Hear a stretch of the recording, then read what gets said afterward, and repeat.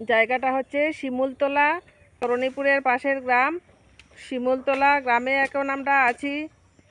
এই গায়ের রাস্তা দিকে হেঁটে চলছি। গায়ের পথে হাঁটতে লাগে ভালো, সবুজে ভরা চারিদিক করে থাকে আলো।